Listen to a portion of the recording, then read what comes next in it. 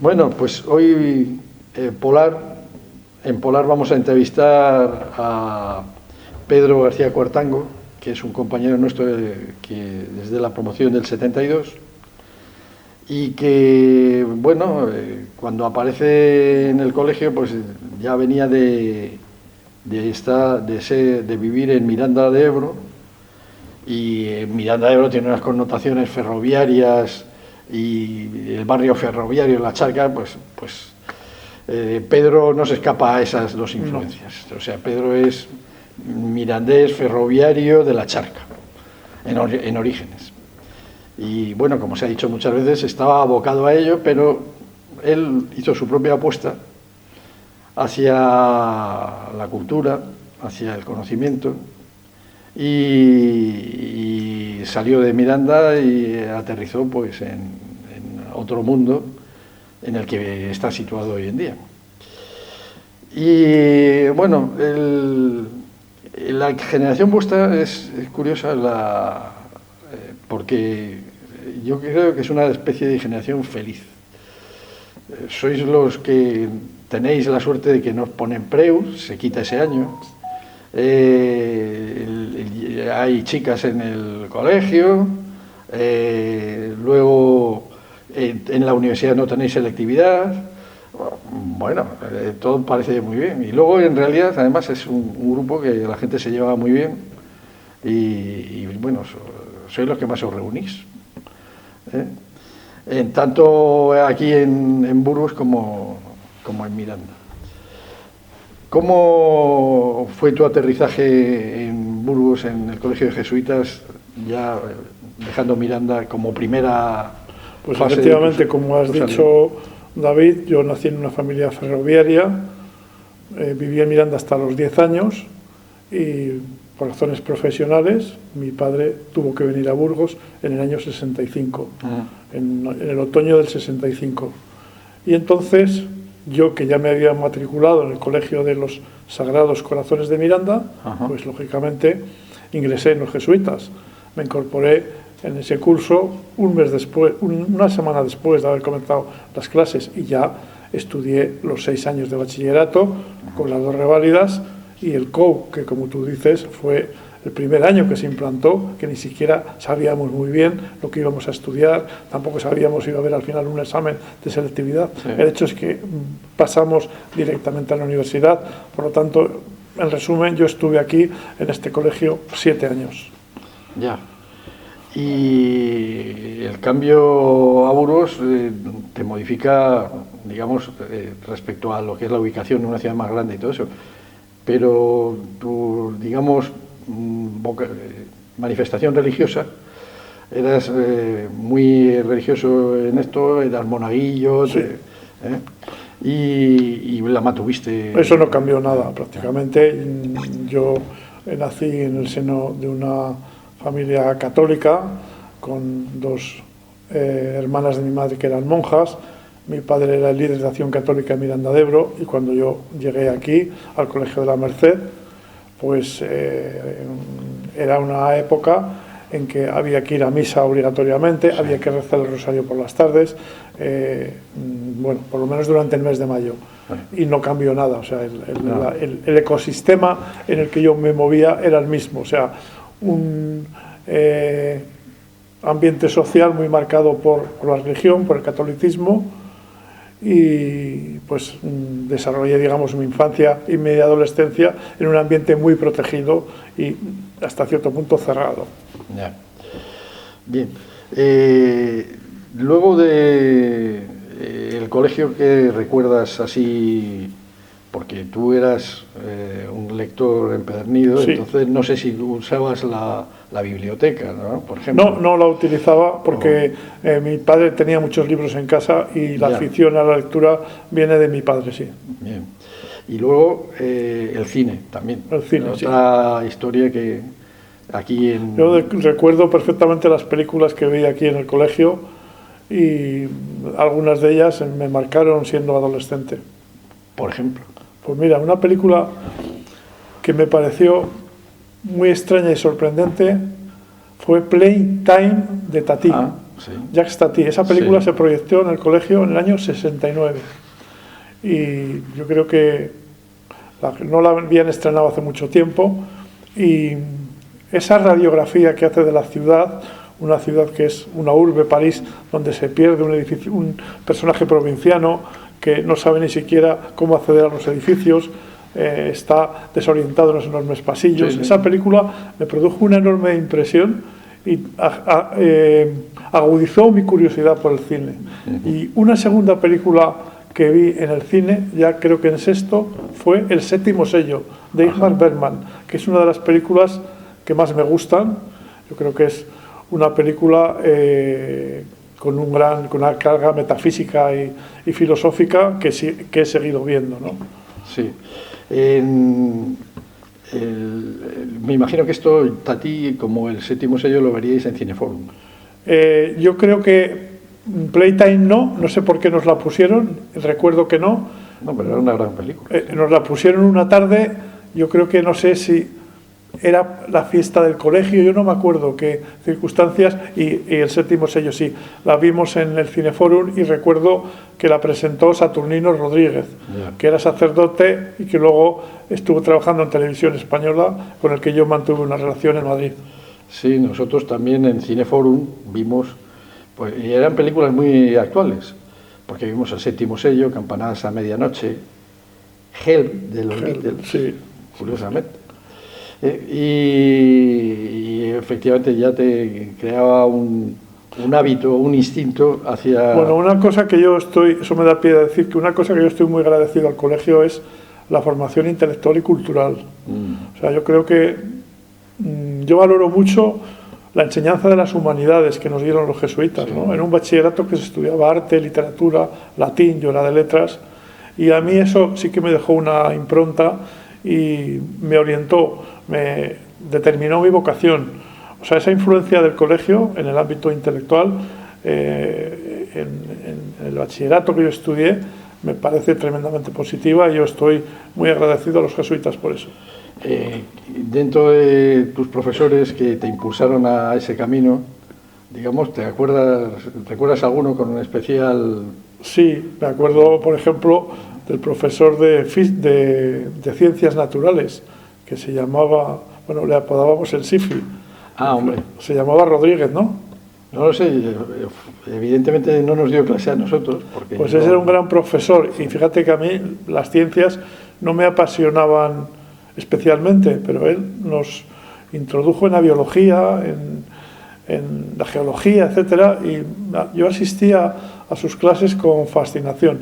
Y otro profesor del que recuerdo, este sí que se llamaba Rodríguez, padre Rodríguez, que daba clases de griego. Ya. Y a mí, yo era un alumno, un buen alumno de griego, y realmente los 2 años que yo tuve de griego, en quinto y sexto de bachillerato, los aproveché al máximo. Oye, ¿y los compañeros con los que tú formabas el grupo en aquella época, quiénes?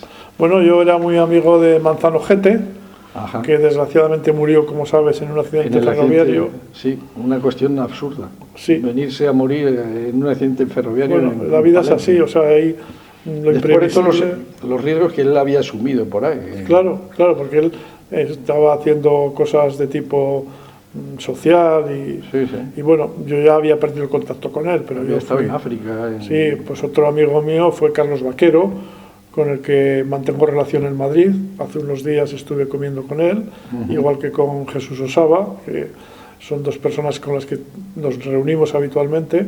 Sí, sí. Y bueno, pues recuerdo a muchas personas de mi curso, ¿no? Recuerdo a Sagredo, por ejemplo, recuerdo a Medrano, a Calzada, pues a mucha gente. Sí, esos nombres, algunos de ellos también fueron, estuvieron relacionados con nosotros también. Oye, pero ya llega el momento de la verdad, se acaba el bachillerato, se acaba el colegio y vas a estudiar a la universidad. Sí. Y vas a estudiar a Madrid. Entonces, ¿para qué una carrera? Mejor 2, te matriculas en 2 carreras. Sí. En filosofía y en periodismo. Esa voluntad enciclopédica te estaba impulsando ya para...? No, yo no. ¿O era simplemente a ver qué pasaba en un... No, yo no tengo esa idea. Sí, yo creo que también casi el azar jugó un papel en eso, ¿no? Yo quería ser periodista y eso lo tenía muy claro y se lo dije a mi padre cuando ya, pues prácticamente era adolescente, y mi padre nunca me puso ninguna pega, o sea que yo tuve una vocación prematura de periodista, quería ser periodista y me matriculé en la Facultad de Ciencias de la Información. Pero también me di cuenta que la formación del periodismo era muy floja, muy superficial. Y yo tenía inquietud por la filosofía. Yo había empezado ya a leer a Descartes, a Teilhard de Chardin, y eso me llevó también a matricularme en filosofía. De suerte que en primero compatibilicé filosofía y periodismo, pero luego dejé filosofía porque me decepcionó la carrera, sencillamente porque lo que se enseñaba allí no tenía que ver con la filosofía en la que yo creía, que pues desgraciadamente en esos momentos estaba ausente de las aulas. Estás hablando de nada menos que de la Complutense, que teóricamente era... Sí, pero mira, la Complutense entonces estaba dominada por filósofos escolásticos. Sí, claro. Es decir, prácticamente no había ningún atisbo ni del existencialismo, ni por supuesto del marxismo, ni de la fenomenología, de una serie de sistemas filosóficos contemporáneos con los que yo podía tener más identificación. Entonces, es verdad que yo me fui muy pronto, enseguida me sentí desalentado, pero el hecho es que lo dejé y ya me centré en el periodismo, aunque luego también estuve estudiando filosofía en la Universidad de Vincennes, en Francia. Hombre, yo me imagino que en aquella época, que el periodismo era su época dorada, seguramente. Sí, ¿no? lo era el Watergate, etcétera. Exacto. La atracción que ejercía sobre los estudiantes, sobre potenciales, pues era enorme, ¿no? Pero la mía era anterior, porque yo ya en el año 67 o 68, cuando tenía 12 o 13 años, yo quería ser periodista. Yo era un lector ávido de periódicos. Mi padre compraba los periódicos y yo se los quitaba de las manos. Y a mí el periodismo siempre me fascinó. Y la política, ¿no? Seguía pues a políticos como Churchill, como De Gaulle. A mí la política me apasionó ya desde muy joven, y eso me impulsó a estudiar periodismo. Y luego, claro, como tú dices, en los años 70 vivimos la edad dorada del periodismo, el caso Watergate, los papeles del Pentágono, claro. En fin, y en España luego la transición, ¿no? Sí. Eso fue más tarde, pero claro, esos años son los mejores años del periodismo en España. Sí. Luego, lo que pasa es que vas a un lugar un poco singular cuando vas a estudiar a Madrid. Vas nada más y nada menos que al IONI, sí. El San Juan Evangelista, sí. que era un colegio peculiar, revolucionario, en la libertad que tenían los alumnos. Totalmente. Y además un centro de actividades enorme. Sí. Porque ahí teníais actividades todos los días de la semana, ¿no? Era un y foco. Todo tipo de música. Había jazz, había cine, había literatura, todo, teatro. Sí, realmente yo quise ir al San Juan, que era además el colegio más barato, y se lo pedí a mi padre y tampoco me puso ningún problema.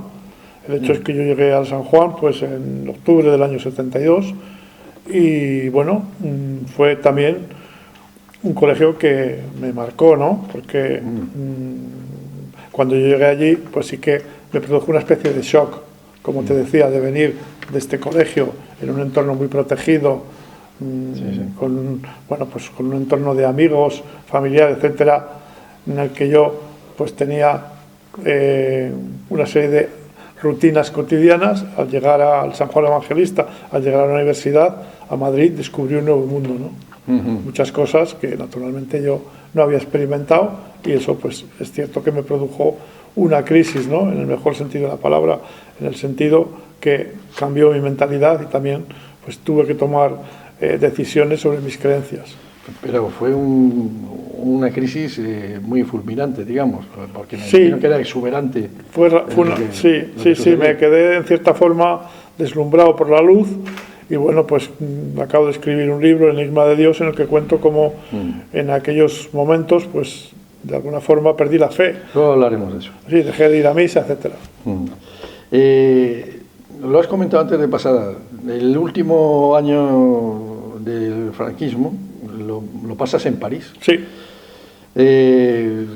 ¿Era una evolución, una salida de dar el salto más allá del San Juan Evangelista, o era sencillamente que...? Bueno, era un intento de buscar nuevos horizontes. Yo había trabajado en Suiza, había también trabajado en Francia, y pensé que sería interesante estar en París un año, y estuve estudiando filosofía en la Universidad de Vincennes, donde entonces había grandes pensadores. Estaba Gilles Deleuze, estaba Lyotard, François Châtelet, otro filósofo. Y bueno, pues había una serie de, digamos, allí de estímulos que yo no encontraba en España, en Madrid. Entonces fue muy interesante, ¿no?, esa experiencia. Y también, pues, yo viví durante un tiempo en una residencia en el barrio latino y veía por las noches, como ya he contado muchas veces, a Sartre y a Simone de Beauvoir. Y claro, pues fue realmente un privilegio poder estar allí, y fue también en esa época cuando descubrí el existencialismo. Cuando hemos hablado antes del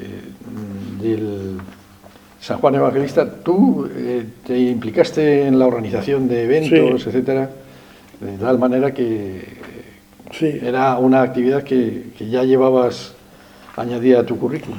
Bueno, sí, es que realmente era muy difícil permanecer pasivo ante tantos estímulos. Yo me impliqué en el cine y, por ejemplo, se me ocurrió, fui uno de los que pensó en organizar un ciclo del expresionismo alemán.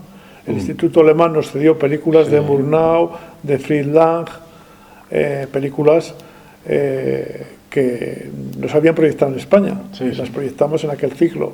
Entonces yo también en el San Juan descubrí se intensificó mi afición por el cine. Bueno, tú llegas, ya el año 77 acabas. Sí. Y acabas en un momento especialmente álgido, digamos, que es el inicio, la transición, pero yo creo que el año 77 es cuando ya se inicia el no retorno. Sí. Después de las primeras elecciones. Así es. Son pues en junio del 77, el Partido Comunista se legaliza el Sábado Santo de ese año. Sí. Me pilló haciendo una cocina en el cuartel general. Fíjate, un nuevo sitio para estar ese día. Pues sí, estaba lleno de generales. Pero bueno, la realidad es que es un momento enormemente importante para el periodismo español, donde tiene que pronunciarse. Así es. ¿Cómo recuerdas? Bueno, yo lo recuerdo con mucha nostalgia, ¿no? Porque fue un momento clave. El periodismo español se alineó con la democracia naciente y fue un factor de cambio muy importante, ¿no? Y además fue una época de una enorme pluralidad en los medios. Y además de una enorme libertad, porque no había grandes grupos periodísticos como ahora. Los periódicos eran propiedad de personas. Y bueno, pues como tú decías antes, yo creo que esa fue la edad de oro del periodismo, que va desde la muerte de Franco, pues... El periodismo español. El periodismo español, estoy hablando del periodismo español. No, claro, estoy hablando del periodismo español. La edad de oro del periodismo español. Desde la muerte de Franco, pues hasta comienzos de los 80, y hay 5 o 6 años en los que la prensa jugó un papel muy importante en la transición y en la consolidación de la democracia. Sí, y un papel pedagógico. Y un papel pedagógico. Eso es lo que verdaderamente fue trascendente. Así es. De ver, ¿no? La importancia que tuvo. Totalmente de acuerdo. Pero además es que tú estabas, eras uno de los refundadores del Sol. Sí. Luego director del Mundo. Ya empiezas a tener un peso... Pero eso es más tarde. Yo estuve trabajando en 5 días, estuve trabajando en Diario 16, y luego cuando se creó El Sol, pues me fui allí a montar el periódico realmente, que duró muy poco. Y no, perdón, lo he dicho mal porque la etapa de Diario 16 es después del Sol. No, a ver, no, lo he dicho bien. Es efectivamente 5 días, Diario 16, El Sol, lo he dicho bien. Y luego ya me fui a El Mundo, ¿no? Y bueno, pues claro, yo estuve trabajando en El Mundo 26 años, y en ese periodo, desde los años 80 hasta la actualidad, pues claro, he podido ser testigo un poco de la historia de España, testigo cercano. Sí, y eso es un privilegio. Sí. He conocido a todos los líderes políticos, a las personalidades del mundo económico, de la cultura, y ese es el privilegio de ser periodista, que estás un poco cerca del escenario donde se desarrollan los acontecimientos. Una cosa que me ha sorprendido es que tú asesoraste tu relación con la informática, etcétera, que asesoraste en el primer Plan Electrónico Nacional, y luego incluso fundaste la primera revista dedicada a informática. Sí, sí. Eso fue unas circunstancias. No, yo no, o sea, fue unas circunstancias. Cuando acabé el servicio militar, me salió un trabajo en Barcelona y en un grupo editorial, y allí trabajé en un semanario de electrónica, y entonces sí, me convertí en un experto, ¿no? Viajé por todo el mundo, a Japón, a Estados Unidos, por Europa, a visitar las grandes compañías de chips, de componentes electrónicos, y entonces colaboré en la redacción del Plan Electrónico Nacional, y me llamaron al Parlamento para comparecer, para explicarlo. Ya. Una cosa que se llevaba entonces era considerar a la prensa el cuarto poder. Sí. A estas alturas no se considera el cuarto poder, está un poco devaluado. No es ni el quinto ni el sexto. La prensa se ha convertido, yo creo, en algo irrelevante, ha perdido su influencia. Pero es cierto, la prensa fue el cuarto poder, era un poder realmente fáctico, material. Yo recuerdo que un editorial del Mundo podía acabar con un ministro. Sí. Además, te podría poner ejemplos concretos. Y las exclusivas del Mundo tenían un enorme impacto. Eso se ha acabado. La prensa es irrelevante porque, entre otras razones, porque las ventas de los periódicos de papel pues se han desplomado, han caído prácticamente en un 90%. Hoy las empresas son más débiles, tienen menos recursos, el prestigio de la prensa está mucho más cuestionado, y bueno, pues es un hecho que la prensa ha dejado de ser el cuarto poder. Sí, ahora el problema son los poderes difusos, de las redes sociales, y eso cómo se asimila dentro de la prensa. ¿Qué alternativas puede tener? Pues la prensa se tiene que reinventar. Eso ha tenido un profundo impacto en la prensa, a la vez que han cambiado los hábitos de consumo también. La gente ya no compra el periódico en los kioscos. Entonces estamos ante un nuevo universo en el que la prensa tiene que reposicionarse. Yo creo que la prensa se tiene que reinventar, tiene que buscar su propia identidad, teniendo en cuenta que el mundo ha cambiado y que las nuevas tecnologías, las redes sociales, han creado un nuevo tipo de lector. Sí, pero un lector que está esperando de la red social que le interesa lo que quiere oír. Sí, pero bueno, pero eso es un hecho, ciertamente. Sí. Ciertamente, o sea, por decirlo de una manera sencilla, la prensa ha perdido el privilegio de la intermediación. O sea, existía el público, la clase política, y en medio estaba la prensa, que informaba a los ciudadanos de lo que pasaba. Ahora ya no. Ahora la información llega por múltiples canales, por las redes sociales, por soportes electrónicos. Entonces, ahora la prensa tradicional es un agente más en ese mundo de la comunicación, y por eso te decía que yo creo que tiene que reinventarse, y esa reinvención tiene que ir ligada, yo creo, a su solvencia, a que la prensa recupere su fiabilidad, a que sea capaz de aportar una visión del mundo que interesa a los lectores. Ya. Lo que pasa, da la sensación de que es una lucha muy desigual, muy desigual, a la hora de enfrentarse a ello. Totalmente, porque estamos hablando de Google, estamos hablando de gigantes tecnológicos, que funcionan con economías de escala y que están fagocitando los periódicos, ciertamente. Sí, mira, yo hace 2 semanas, el problema, siempre tenemos las distopías como 1984, y bueno, pero eso es una distopía, es un relato que está ahí. pero de repente estuve viendo esta película Batalla tras Batalla. No la he visto, la de Anderson. Pues sí, claro, el problema que hay es que tú estás viendo por ahí un relato en el cual, pues, digamos, es mexicanos ilegales en Estados Unidos perseguidos por el ejército y cosas así. ¿Vale? Bueno, una distopía. Bueno, pero llegas a casa a poner la televisión y de repente te encuentras que en la televisión lo que sale es el presidente de Estados Unidos dirigiéndose a los militares para luchar contra el enemigo interior. Dices, la realidad supera la ficción. ¿Qué ha pasado? O sea, es que la distopía es la realidad. Sí. Y entonces eso es lo llamativo de la situación que vivimos. Que dices, bueno, esto va tan rápido. Sí. Por ejemplo, la incorporación de la inteligencia artificial. ¿Cómo la juzgas? ¿Qué puede haber de positivo y de negativo dentro de Yo creo que nadie es capaz de evaluar todavía cuál va a ser el verdadero impacto de la inteligencia artificial a largo plazo, porque es una tecnología que acaba de nacer, pero si damos un salto adelante en el tiempo de 50 o no sé, 60 años, ¿hasta dónde puede llegar? ¿Cómo nos va a afectar en nuestra vida cotidiana, en el trabajo, en la propia organización social? No lo sabemos.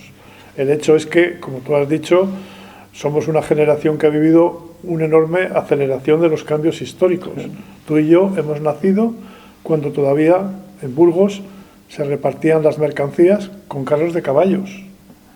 Hemos visto llegar al hombre a la luna.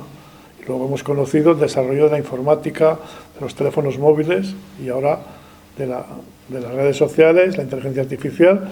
Entonces vivimos en un entorno que ha cambiado totalmente. Y hemos tenido que además que adaptarnos a ese entorno. Entonces no te puedo responder a esta pregunta. Sí, esto, Harari lo que dice es que la realidad del tema de la inteligencia artificial es que no es una herramienta, es sencillamente un agente. Sí. Y eso es un error grave, no de matizarlo, no conocerlo, porque verdaderamente es lo que está moviendo las piezas del tablero, ¿no? Sí, sí. Entonces eso. Es así, es cierto. Pero al final yo creo que todavía tenemos la capacidad de controlar la inteligencia artificial. No lo sé. No sabemos durante cuánto. Claro, no sabemos durante cuánto tiempo. Pero hay una diferencia muy importante, ¿no? Que es muy obvia, pero que la pasamos por alto. Es decir, nosotros pensamos en un cuerpo. Estamos aquí y ahora. Sufrimos dolores, sufrimos frustraciones. Y la inteligencia artificial es una máquina, es un circuito integrado. Yo creo que eso es una diferencia sensible a nuestro favor. Sí, eso es sensible, pero el problema está en esa cantidad de datos, el imperio del dato, por supuesto, que te lleva a los servidores, porque no se hablaría de inteligencia artificial sin la expansión de los datos, ¿no? Un ordenador puede hacer cálculos en 10 segundos que un ser humano no podría hacer a lo largo de toda su vida. Está claro. Esa es una gran ventaja, claro, de la inteligencia artificial, la capacidad de computación y de almacenamiento de datos. Sí. Bueno, vamos a salir de este territorio para ir a un tema más personal de lo que son tus aficiones y todo esto. Entonces, yo creo que hay dos puntos, dos anclas en tu pensamiento, más o menos. Uno de ellos es la búsqueda del conocimiento, sí, y otro, tu formación religiosa, que es entre las que mantienes una especie de tensión que la has manifestado en tu último libro. Sí. Bueno, después de hacer 6 libros previos, de ensayos, de recopilaciones, de todo esto, entonces has hecho el más personal de todos, sí, porque te está describiendo. Sin duda. ¿Y cómo ves entonces esta lucha continua que hay, en la cual tú te manifiestas agnóstico, desde el día que entraste poco menos que en el San Juan Evangelista, que marca un antes y un después? ¿Cómo es tu punto de vista? Es más, has afirmado eso de que no he dejado de pensar en Dios, en la idea de Dios, desde que dejé de ser practicante. Y me pues es cierto que la pregunta sobre el sentido de la existencia, que va ligada a si hay o no un más allá, si hay o no una trascendencia, pues ha sido algo que me ha acompañado durante toda mi vida, al igual que una cierta angustia existencial, ¿no? Que en fin, lo paso por alto, pero que todo eso, en cierta forma, me condujo a hacerme una serie de preguntas que me llevaron a ser agnóstico. Los ateos y los creyentes comparten la seguridad.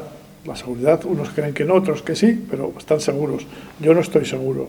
O sea, yo creo que la vida tiene muchas preguntas sin respuesta. Y creo que el tema de Dios es un tema abierto y que la fe es una opción personal.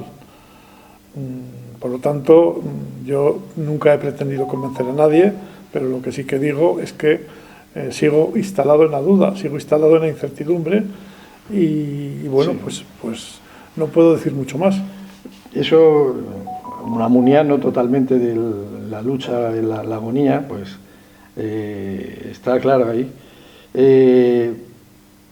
Tú, esa forma de ubicarlo, yo es que lo que me relaciona esta pregunta es en El Padrino, cuando el cardenal Alberto, sí, que es con el que tiene la relación el protagonista del Padrino, Al Pacino, el actor que y le plantea, dice, bueno, pero usted que es un hombre práctico, ¿qué tiene de malo el no querer? Puede creer y no va a perder nada por ello, ¿no?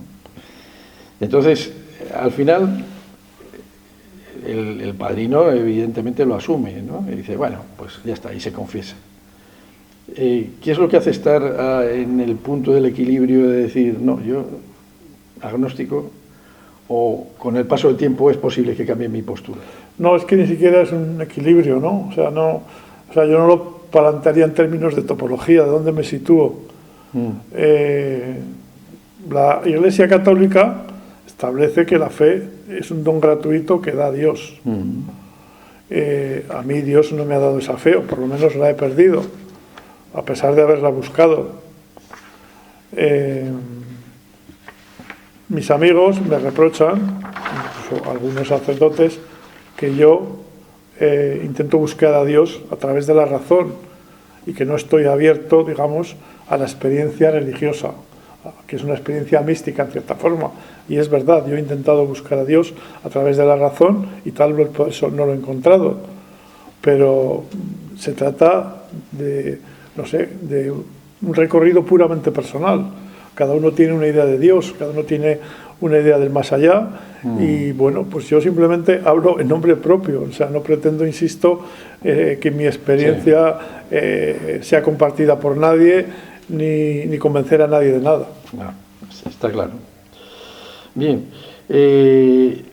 hay una cosa que tú también tienes una actividad reconocida como tertuliano, invitado, etcétera. Y a mí concretamente me hacía mucha ilusión veros al mundo de Garci, sí, cuando salíais en su programa, sí. En su programa ¿no? Sí. Es una pena que no se siga poniendo, pero es una nostalgia igual también como la del Cineforum, así que se inicia en el colegio. Es lo más equivalente. Sí. No es posible, ¿cómo pueden desaparecer las cosas? ¿Por qué desaparece? Pues mira, la razón en este caso es muy sencilla. 13TV, que era la que emitía el programa, le dijo a Garci que tendría que poner cine más comercial y más películas en color, y evidentemente Garci se negó. Entonces eso solamente demuestra lo difícil que es mantener un determinado tipo de oferta cultural que no es popular o que no es masiva, ¿no? Sí, sí. Porque efectivamente ese era un programa para minorías, ¿no? Pero precisamente ese era para minorías, bueno, sí, para minorías, porque oye, hemos puesto allí películas como Orden de Dreyer, que es una maravillosa película, pero claro, no es una película para que lo vean millones de espectadores. Hombre, es una especie de herencia de La clave de Balbín, sí, que tenía la misma estructura, lo que ocurre que era más vinculada claro, a la política. Con la política, ¿no? Sí, la pena es que, claro, van desapareciendo las referencias de este tipo. Pero la pregunta es ¿por qué? ¿Por qué van desapareciendo? Pues, evidentemente, las plataformas no tienen nada que ver con esto. Porque efectivamente tenemos que competir pues con las plataformas, tenemos que competir con las televisiones comerciales, con las redes sociales, o sea que tienen un impacto mucho más rápido y que digamos que captan la atención mucho más fácilmente. Ver una película como Orden requiere un verdadero esfuerzo intelectual y eso cada vez resulta más difícil y por lo tanto son ofertas culturales muy minoritarias. Pero incluso dentro del cine comercial hay un cine comercial, quiero decirte que, por ejemplo, My Fair Lady, por películas que se han mostrado. Una gran película, claro. Entonces, puede ser... no está reñido. Y está... Por supuesto, vamos a ver, entre tú y yo podemos aquí sacar ahora 30 películas o 40 películas comerciales que han sido un gran éxito. Yo escribí el otro día en el periódico sobre Doctor Zivago, una película del año 66, una maravillosa película, un gran éxito en España. Fue una película que prácticamente la vieron todos los españoles y era una maravillosa película con una calidad cinematográfica excelsa. O sea, no está reñido una cosa con otra. Sí. El problema, el cine hoy en día es, para plataformas, un cine además barato en cuanto a la ejecución. Sobre todo las comedias la comedia de costumbre ha sido sustituida por las problemáticas inclusivas o lo que sea, que es lo que se puede discutir. ¿Hay alguna posibilidad? ¿Tú crees que puede haber alguna vía comercial en qué se puede apoyar? Es que el problema es que ha habido un cambio en el modelo audiovisual y cinematográfico. Ahora se ha estrenado en Madrid la última película de Catherine Bigelow y está en una sala marginal y me parece que la ponen una sesión al día y la van a quitar. ¿Qué sucede? Y ni siquiera... esta semana se va a estrenar en Netflix esa película. Entonces, la recaudación para Netflix ha dejado de ser algo significativo. Netflix, supongo que en España tiene alrededor de 100.000 abonados que pagan 10-12 euros al mes. Por lo tanto, Netflix se financia con las suscripciones, con los ingresos de los abonados, que es mucho mayor cuantitativamente que las taquillas. Entonces, eso ha supuesto un cambio radical en el modelo cinematográfico. Yo creo que el cine está muerto, el cine en las salas, el cine tal y como nosotros lo hemos conocido. Ese tipo de cine ha desaparecido y ahora efectivamente lo que la gente ve son las series en las plataformas. Hombre, igual el hombre se ha reducido ante lo que le rodea de tal manera que lo que no puede asumir ya él, lo asume a través de superhéroes, que los crea para eso. Nosotros hemos leído tebeos. Ahora, bueno, hace tiempo ya fueron sustituidos por los cómics. Y hoy en día, pues, ya te digo, una película como esta que hemos dicho, Batalla tras Batalla, pues, es un cómic llevado a la pantalla, ¿no? Entonces, esto forma parte de todo el cambio que decimos, ¿no? Y bueno, pues la realidad es que no deja de ser sorprendente que la única manera de acceder al espectáculo sea pues a través de la ficción de los superhéroes. Desde luego, vamos a ver, volvemos a lo mismo.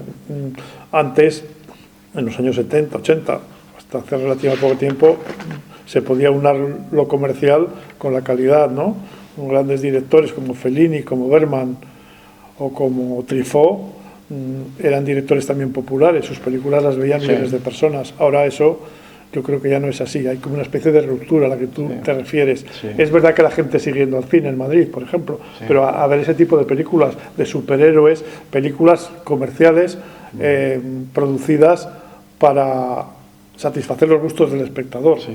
Y antes, evidentemente, no era así. Es decir, ir al cine tenía un significado muy distinto. Es que hay ese salto entre la superproducción del superhéroe y la vida cotidiana Así es. dramatizada. Sí.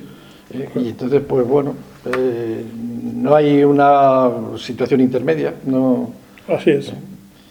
Y eso, pues, verdaderamente nos decepciona a muchos. Pues sí. Lo que pasa es que es el tiempo el que pasa. Claro, pero nosotros Nosotros claro, ya también vamos tenemos... a Sí, yo creo que opinar. nosotros, David, tenemos un sesgo retrospectivo. O sea, Sí. yo siempre lo digo, ¿no? Yo creo que todas las generaciones han tenido esa sensación de que todo tiempo pasado fue mejor. Sí, pero... Y nosotros tenemos un sesgo retrospectivo. Hombre, a nuestros hijos seguramente muchas de las cosas que estamos diciendo aquí pues no las compartirían o no las ven de la misma forma. Bueno, pero tenemos este sitio para poder decirlas porque no se las van a decir en otros. Ah, no, claro, claro. Así que bueno. Oye, Pedro, pues creo que nos has explicado desde tu experiencia personal las transformaciones que ha habido en este país y en la forma de entenderlo y la forma de disfrutar incluso del ocio, de la vida, etcétera. Así que te lo agradecemos mucho. Pues nada, ha sido un placer estar aquí y recordar viejos tiempos. Y bueno, que nos sigamos viendo bueno, con motivos de este tipo. Bueno, hombre, siempre está aquí el colegio, ¿no? Que nos invitan a alguna película de estas. Sí, y que pues, ya les diremos alguna. Es algo que permanece, ¿no? Es algo que nos une a muchas generaciones. Sí. Y bueno, pues yo insisto en mi agradecimiento, ¿no? A la formación que me dieron, a la formación humanística y a los valores que me inculcaron aquí. Pues muchas gracias, Pedro. No.